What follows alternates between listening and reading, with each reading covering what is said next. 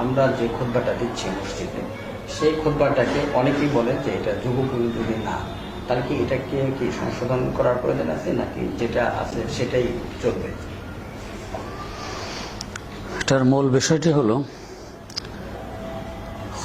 যারা বলেন খুতবা যুগ উপযোগী হতে হবে, অর্থাৎ যে এলাকায় খুতবা দিয়ে ওই এলাকার ভাষায় হতে হবে, এটা আসলে উদ্দেশ্য। আর সমসাময়িক রাজনীতি বা দেশের অর্থনীতি সব মেলাই হবে। তো এখন প্রশ্ন হলো যে খুতবার উদ্দেশ্য কি আসলে বক্তব্য অর্থাৎ ওয়াজ, নাকি এটা একটা ভিন্ন ইবাদত যাকে বলা হয় জিকির? ওয়াজকে আরবিতে বলে তাজকির, আর ইবাদত হলো জিকির। তাহলে খুতবা কি জিকির নাকি তাজকির, এটা আগে সিদ্ধান্ত নিতে হয়। যদি খুতবার তাজকির হয়, ওয়াজ হয়, তো তাহলে ওনাদের দাবি ঠিক। আর যদি খুতবার তাজকির না হয়ে জিকির হয়, তাহলে ওনাদের দাবি ঠিক নয়, এটা অবাস্তব একটা দাবি। এখন আমরা যদি কোরআন হাদিসের দিকে লক্ষ্য করি, আমরা দেখি কোরআন হাদিসে খুতবাকে জিকির বলে উল্লেখ করেছে, তাজকির বলে নেই, ওয়াজ বলে নেই।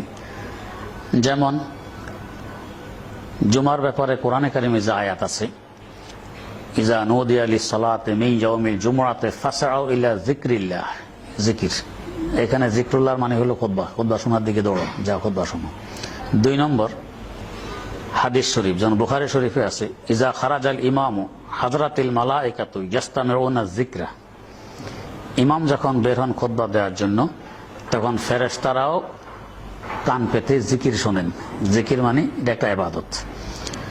3 নম্বর ইজা খারাজাল ইমামু তাবু সুহুফাহুম ওয়া ইয়াস্তামিউনা যিকরা, এটাও বুখারী শরীফে আছে। ওনারা যে লেখেন মানুষের আমল, এটা বন্ধ করে দিয়ে জিকির শোনেন। 5 নম্বর ইমাম শামসুল আইম্মা আস-সারাকসি, অনেক বড় একজন ইমাম ছিলেন, মেধাশক্তি এই পরিমাণ ছিলেন।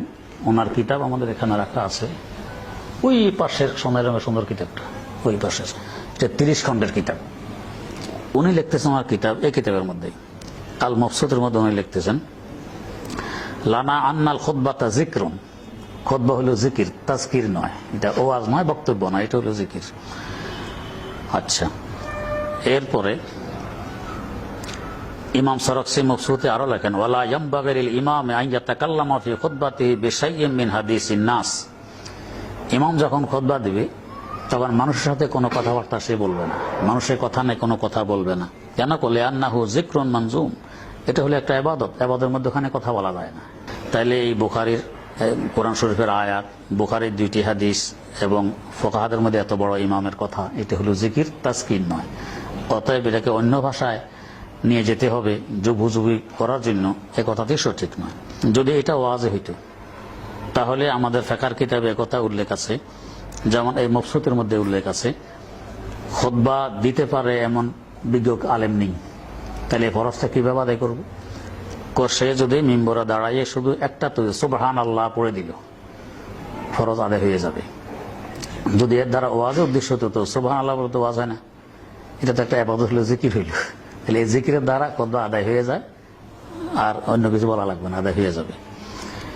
আচ্ছা, 5 নম্বর নাকালা ইবনুল হুমাম ফি ফাতহিল কাদির আজমা আলা ইশতিরাতি নফসিল খুতবা, যে উম্মতের ঐক্যমত জুমা সহি হওয়ার জন্য খুতবা শর্ত।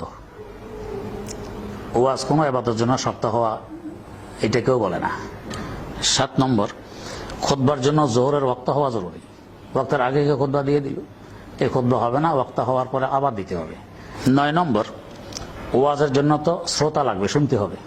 এখন কয়েকজন বদির বসা আছে সামনে, ইমাম খুতবা দিতেছে, আদায় হয়ে যাবে। তাহলে বদির ওয়াজের কি বুঝলো? তারপরে এটা আদায় হয়, বুঝা গেছে যে ইবাদত, এটা কি নয়, এটা ওয়াজ নয়।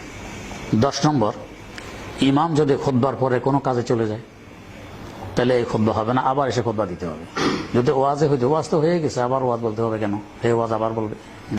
11 নম্বর খুতবাকে ফুকাহে কেরাম বলেন জোহরের 2 রাকাতের স্থলাভিষিক্ত। আমরা সাধারণত জোহরের সময় 4 রাকাত ফরজ পড়ি, আর জুমার দিন ওই সময় 2 রাকাত পড়ি, বাকি 2 রাকাত গেল কই? 2 রাকাত হলো খুতবা। তাহলে এটা একটা ইবাদত হলো, এটা ওয়াজ নয়। কিন্তু খুতবার সময় ইমাম যখন খুতবা পড়বেন, যারা মসজিদে থাকবে চুপ থাকা জরুরি, কথা বলা যাবে না, গুনাহ হবে। তাহলে বুঝে এটা ওয়াজ নয়। ওয়াজের ভিতরে কথা বলে কি গুনাহ হয়? সাহাবায়ে যুগ ইসলাম বেলুচিস্তান পর্যন্ত এসে গেছে, এদের বেলুচি ভাষা। ইরানে পৌঁছে তাদের ফার্সি ভাষা, সুডানে পৌঁছে তাদের সুডানি ভাষা, কিন্তু ওই সমস্ত এলাকায় অন্য ভাষায় কোনো সাহাবী তো খুতবা দেননি, আরবিতে দিছেন।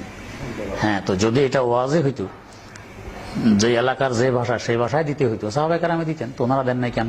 তাহলে বোঝা গেছে এটা হলো ইবাদত, এটা ওয়াজ নয়, এই জন্য ওনারা ভাষা পরিবর্তন করেননি।